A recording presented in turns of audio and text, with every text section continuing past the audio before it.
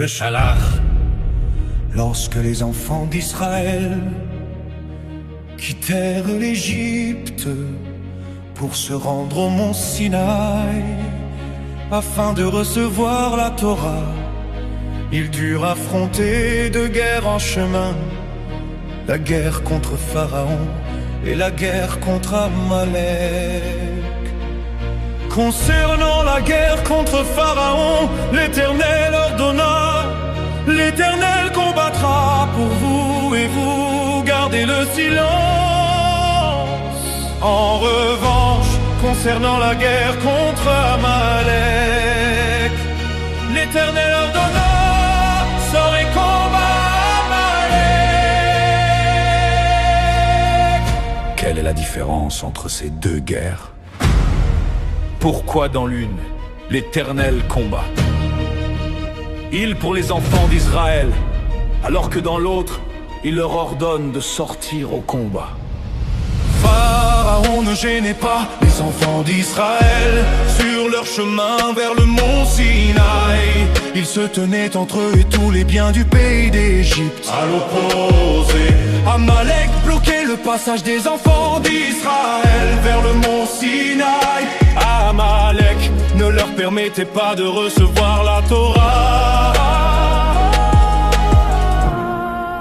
C'est pourquoi l'Éternel sort et combat Amalek. Lorsqu'il y a quelqu'un qui retarde et empêche la réception de la Torah, il faut agir par tous les moyens possibles, l'essentiel étant de pouvoir recevoir la Torah et s'unir à elle. Certes, la guerre ne convient pas au caractère du peuple d'Israël, c'est par ton épée que tu vivras.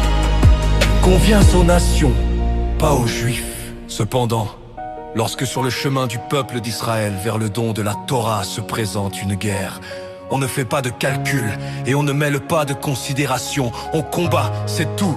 On fait tout pour mériter et recevoir la Torah. Les enfants d'Israël ont vaincu Amalek. Et la victoire était au-dessus de la nature. Selon la nature, Amalek aurait dû gagner. Cependant, les enfants d'Israël ne sont pas partis à la guerre avec le sentiment d'être les détenteurs de la force et qu'ils vaincraient grâce à leur capacité. Ils sont partis au combat en sachant qu'ils étaient les envoyés de Moïse, qu'ils combattaient pour la réception de la Torah. Quand on avance avec la force de la Torah, par la mission de la Torah, on gagne.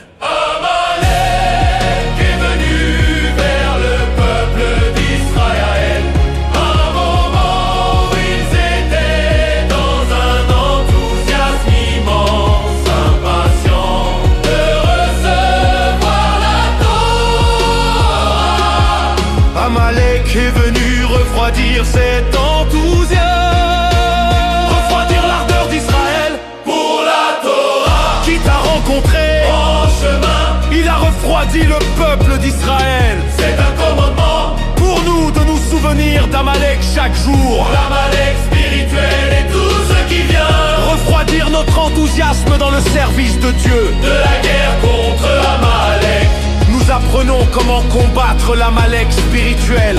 Quand quelqu'un essaie de refroidir notre enthousiasme, nous devons prendre toutes les mesures pour le combattre et l'effacer. Ne reculer devant aucune action pour éradiquer l'Amalek spirituel. Au moment de la guerre spirituelle, nous nous souviendrons que nous n'y allons pas par notre propre force.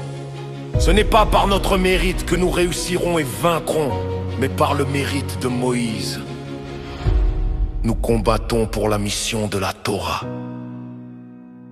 Et nous réussirons, certainement.